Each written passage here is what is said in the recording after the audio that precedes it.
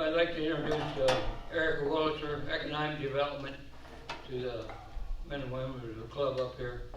She's been at it over a year, and I keep watch of it, and she's doing a tremendous job. You see things happening, and she's got her staff here to talk about employment and stuff like that. It helps the company. So, with that, Turk must add a bio because I don't have it, so I'm going to just introduce her. Turk told me to do my own bio. That's good idea. All right, Erica, go. Delegation right there. You got her name right there. Well, I have to tell you, like, I went to Rotary in Defiance, and I didn't get a fancy spider ring, just saying. So thank you very much for the wonderful meal. And I want to also say thank you. Hicksville Rotary was like my first presentation as the economic director. It was my first week, and I was like, "You're coming to speak," and I'm like, "Oh, I don't even know what I'm doing right yet." But it's kind of hard to believe it's been a year, and it's been fast. So just a little bit about myself. My background is actually journalism and media. I worked in Fort Wayne for many years. I worked at 97.3. And then I was a news anchor for News Talk 1190 WOWO with Charlie Butcher. I don't know if any of you remember Charlie, but I grew up listening to Charlie and Tony in the morning, and I would pretend I was on the air. Fast forward many years later, I ended up being his co-host, which was very rewarding. He always came across as a bad boy on air, but in real life, I actually saw his servant leadership. And he was somebody that truly mentored me to, I think, who I am today. So I spent a lot of time doing that, and then I got really tired of reporting on negative news. I covered a lot of murders, and it got old. So I interviewed on a regular basis then Congressman Mike Pence, and then Governor Mitch Daniels. And I always enjoyed talking to them, and they always said, you can do things that seem small in your own backyard, but actually make a big difference. And after I covered my last triple murder, and then it was also a suicide, I said, I've had it. And I went to be the chamber director in Paulding County. And then from there, I went and started doing economic development at Paulding-Putnam Electric Cooperative. And that's really where I just started to have this passion for economic development, community development. Spent many years going to different training sessions and just grew a love of trying to make a difference in your own backyard. So from there, I, in the middle of the pandemic, decided to switch jobs, which sounds scary, but I think it was the best thing that I could have ever done. This job has been extraordinarily rewarding, and it has challenging days, but I'm the type of person that needs to be challenged.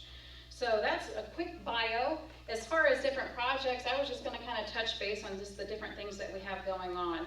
I try to be an open book. Obviously, we keep project stuff confidential, but when I say open book, I mean if Otto thinks that I need to be working on something, I welcome that constructive criticism, because I'm not boots on the ground. I try to be boots on the ground, but you can't be everywhere all the time. So I really lean on our local leaders to say, hey, did you know this is happening, or did you know this is going on? So I want to make sure that everybody knows that in this room, that anytime you can reach out to me. But as far as different projects that we have going on, earlier in the year we announced a $22 million investment for EnviroCure Ohio, which is located right next to the Hillendale Egg Farm. I'm sure you guys are all aware of that. They're supposed to be doing a groundbreaking in November. That was delayed a bit because of just some company issues that they had. I think there was a passing of one of their owners. So that was delayed, but now we're assisting them in their planning. Their plant manager, they have hired a plant manager, and he has found a house in Defiance County, and now we're helping him with his recruiting efforts. And it was very nice to hear him say last week, he's been using the county building to host his interviews. I am so surprised at the great quality of candidates I'm getting in Defiance County.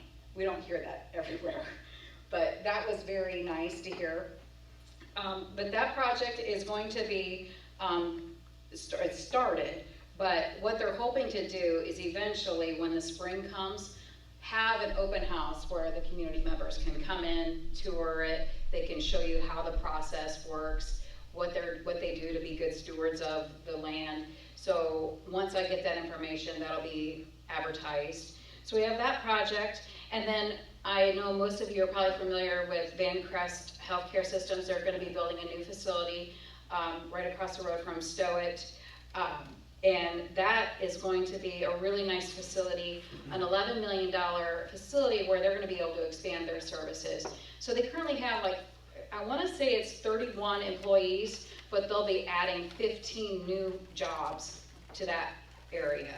And we just recently got the approval from the school for their enterprise zone agreement, and now we have to work on the annexation. They're right on the edge of the village, so we're working out those details. So it might take a little bit longer to get their enterprise zone agreement passed so they can get their tax abatement, but I believe that that's going to be a great addition. Now I know that they have their existing facility here and they're working on arrangements on what they're going to do there. I know that they have talked about donating it for a really good purpose. I don't know what that purpose is yet. Mike, you probably know more about it than I do, but what I'm being told is that they're still trying to figure that out. The other thing is housing. You guys are all hearing where housing is an issue. We can't find houses. Well, there is some land that was just recently auctioned off by the village, and there's a young man, a young developer from Indiana, and I'm going to be meeting with him, I think it's next week.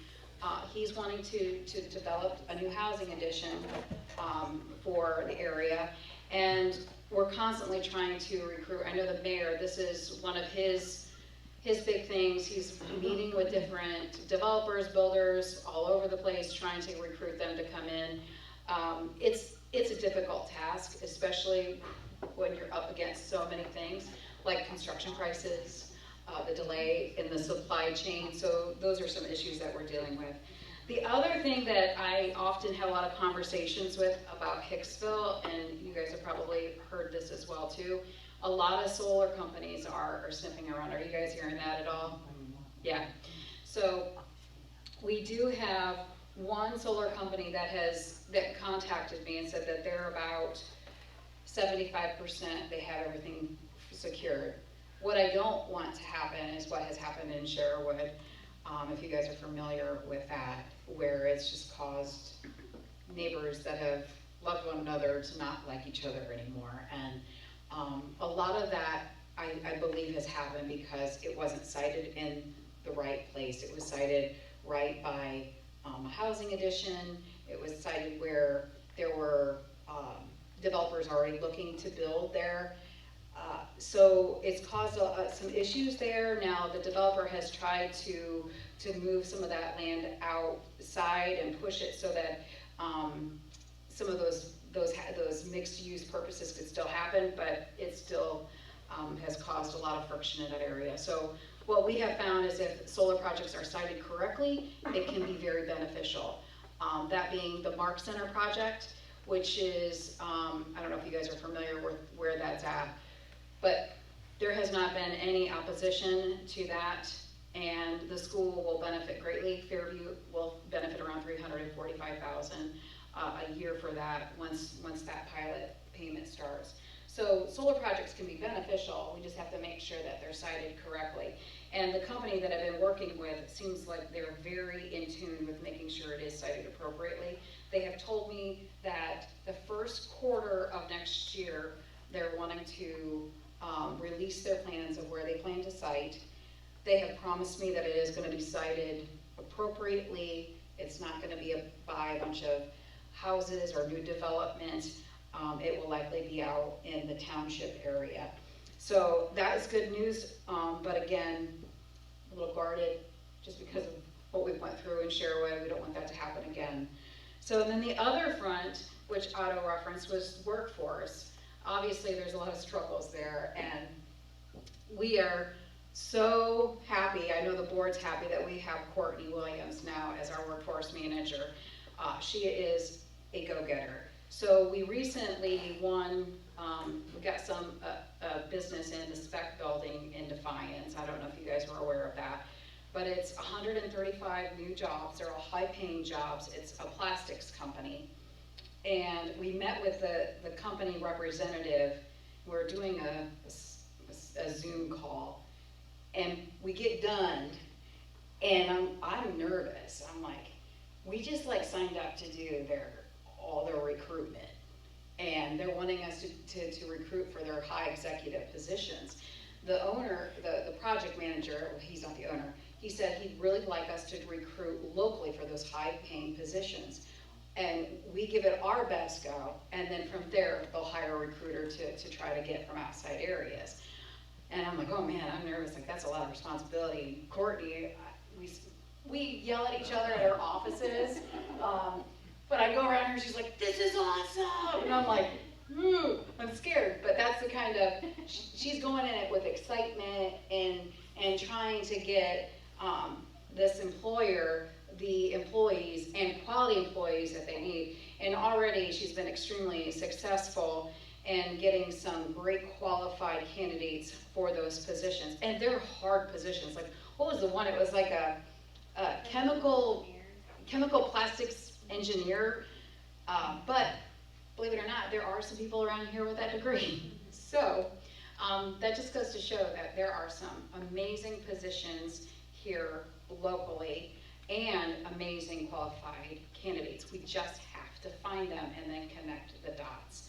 So I think that's the one thing that we always focus on, and I'll kind of hand it over to Courtney to talk about it a little bit, is she can put together a workforce strategy for businesses. So if you are out there and you hear this company is struggling, they can't find workers, she can come in there and put together a game plan for you. She's talking, and I'm talking to all the different companies. We kind of a pulse of what's working, what's not working.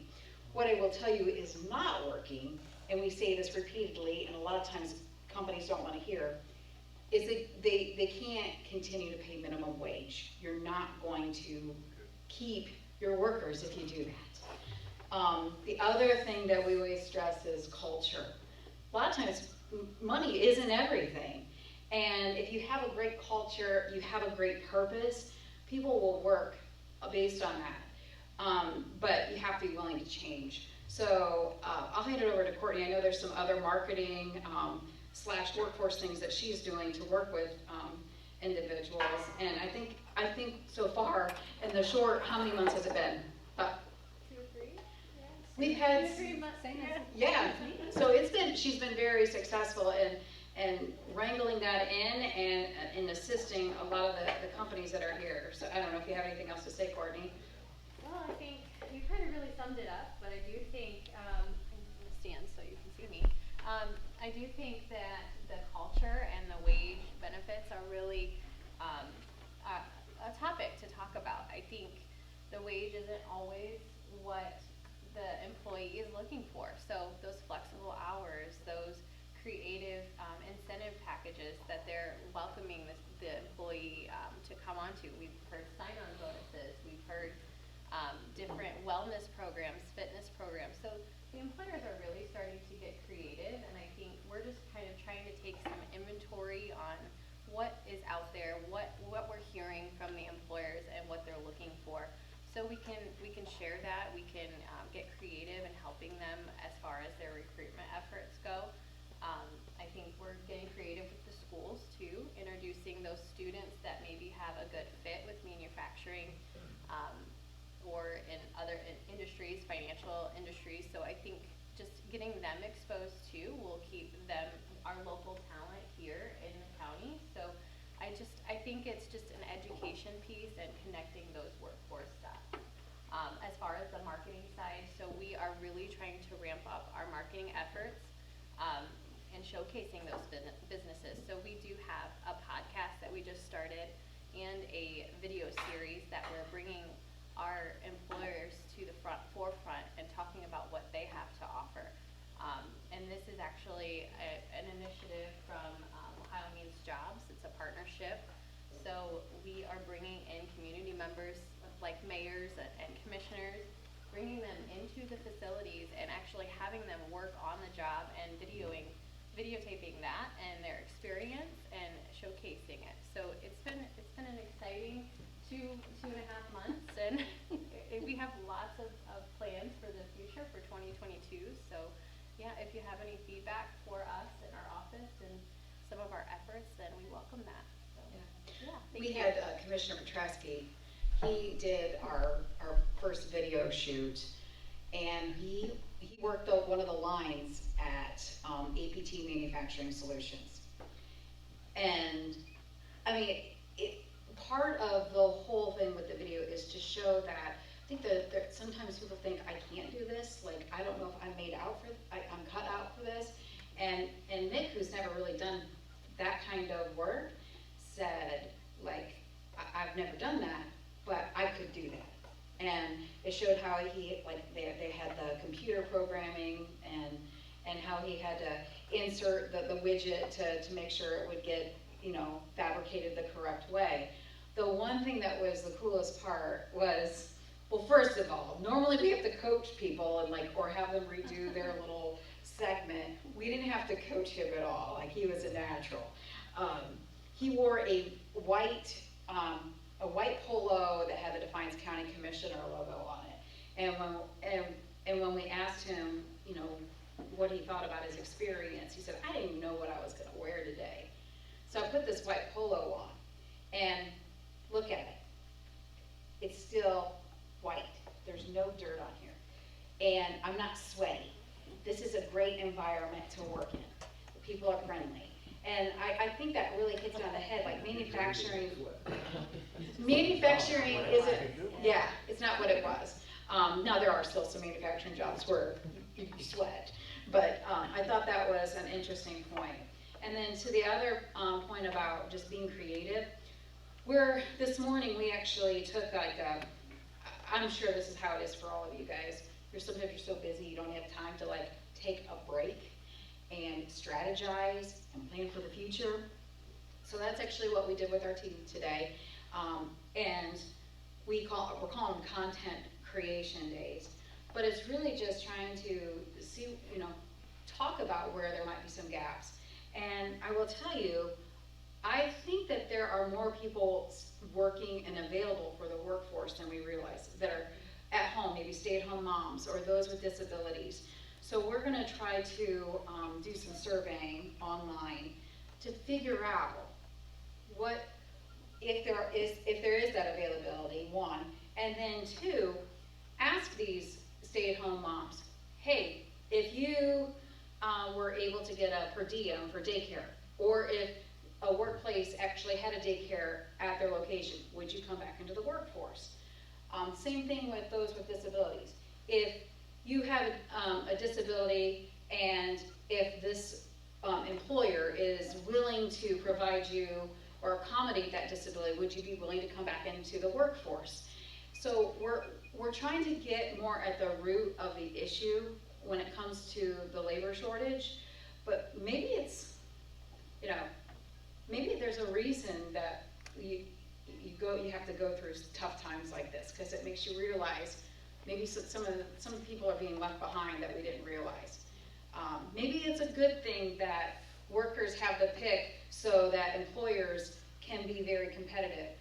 I will tell you, I'm super passionate when it comes to trying to go after high-paying positions. In 2008, my husband and I both lost our jobs in the same week. It sucked.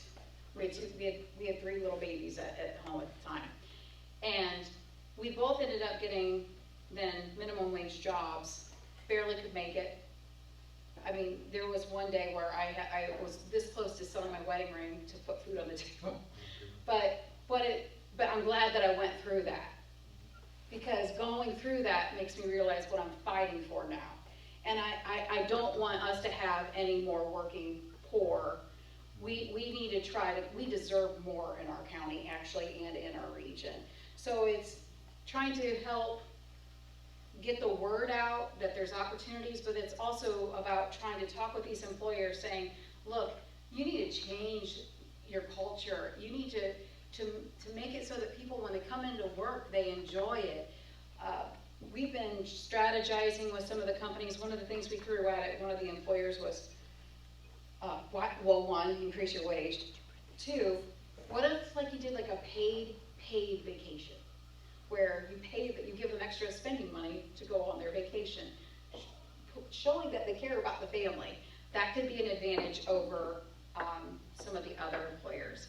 But it's just all about trying to be accommodating and just trying to, I would say overall, change the way the culture has been in the past, where it's always about bottom line. It's all about,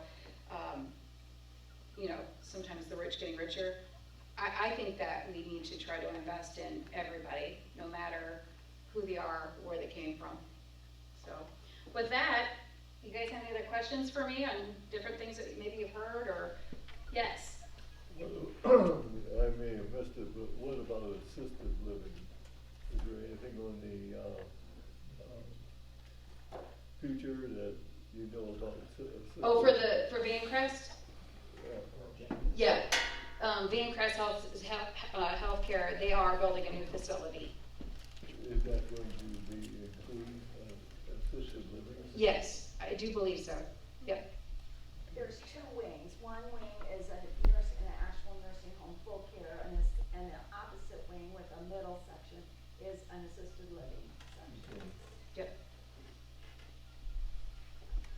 Any other questions? Yeah. I think you answered a little bit about the culture that companies need to change. Can you elaborate a little bit? What would be the perfect culture in a manufacturing job or a place? In a manufacturing job? Yeah. Oh my I goodness. mean, you tell me you go in and not sweat, not get dirty, and I'm 62 years old, and so that doesn't sound quite right to me. But I'm the older generation. Well, I didn't say that doesn't exist. Actually, I would counter and say that, like, my husband likes to sweat at work, which I'm like, okay, have at it.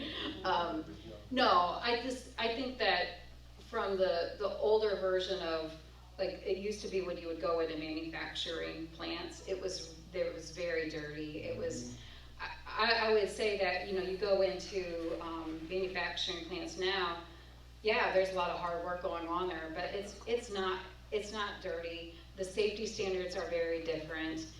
I would also say that they're offering a lot more benefits, and what we're also finding is that a lot of the manufacturing, they're the ones that are very labor intensive. They will take like a Wednesday and they will serve lunch to their employees because they know how labor intensive it is. Making sure that they just feel like they're cared for. Honestly, at the end of the day, it's not as much of an expense to the company. It's more just showing that you care. Erica, Good answer, thank you. Could I interject just Yes. a little bit? An experience that I had working a very short stint at a manufacturer was I was trained on the day shift, and then I went to third shift. Well, I see you shaking your head. There is a huge difference. Day shift is when you have your company CEOs, the owners. Yes. At nighttime, everybody goes home and you're left with operators. There are supervisors there, but it's a different culture. And they can choose, how do I want to say this? Things can happen on those different shifts that may not get back to the right people about, hey, this is happening on third shift or second shift, and that creates a culture. That leads into retention issues. Who wants to work for a bully, really? So that's another culture question or issue That's a good point. that needs to be addressed. Owners and CEOs can't fix or address an issue like that if they don't know about it. Yeah. So that's I another understand take. that completely. Yeah, That and makes I think the other thing too, from our office, it's always been like this. It's really an all above approach. Like, we're not saying that just go into manufacturing. We're not just saying to. Just an example. Yeah, I want to make sure that's clear too, because kids are different, and And I think it's about identifying, like, you know, what their needs are, what their wants are. You know, I have one daughter that I don't think she's gonna have a desire to go to college, but then I have another daughter that is loving college. So I think it's also about just being more in tune in general to the culture, in tune to people. I think that's really what it comes down to. So, well, I know we're about out of time. Yes? Oh, yeah, can I say something? Yes. You're too kind, you're too kind. I want to thank Erica and her staff. I know Jerry, or pre-Erica director, he would have an interest. I mean, she's working for the entire county. And, you know, in the past, years ago, they're always over in Defiance all the time. It's a bigger city, bigger attributes kind of thing. Jerry and her both aren't that way. They never were. Erica come over. She is still coming over, meeting with the mayor, talking about what's going on in the community, what we can do to help in the community, all kinds of things. So I want to thank Erica and her staff for being a part of Hicksville and helping Hicksville grow, and also helping the county grow. Yeah. I mean, they're always good meetings. They're always informative. They're uplifting. We need that in all of our communities. The business structure for everybody is changing due to COVID, due to work shortages, staffing, everything. You know, prices keep skyrocketing, but they all play an integral part with one another. And I know Erica and her staff are working to find and help with solutions. Yep. And a positive outlook for the future. So thank you. Yeah, and you know what? Anytime you guys need anything, or you hear of somebody that needs something, just reach out. We don't have all the answers, but we definitely can try to put you in touch with somebody that can assist or help ease whatever issue the company is going through. So. And when you call the office, it's my voice that you will hear on the other end. And I'm so happy it might make you sick, but I love where I am. So. Little sidebar. Sonia's, do you ever tell them how old you are? Okay. On her 60th birthday, we had her, she did the splits. It was like this in her office. Like, it was after hours. I had to tell the county commissioners, okay, that happened after hours. But this girl could do the splits. And we have fun always, but then also we're always, we get the job done. It's always having the best interest at heart for our county and the residents here. So. And the splits are on our website if you want to see that. To prove that it happened. Yes. Yeah. Thank you.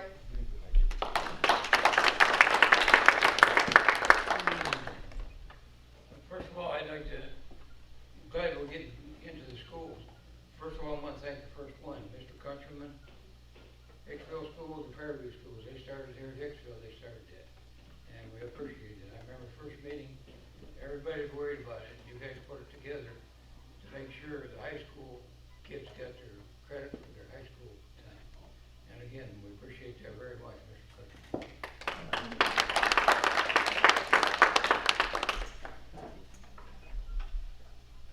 Thank you, Erica. We appreciate the information.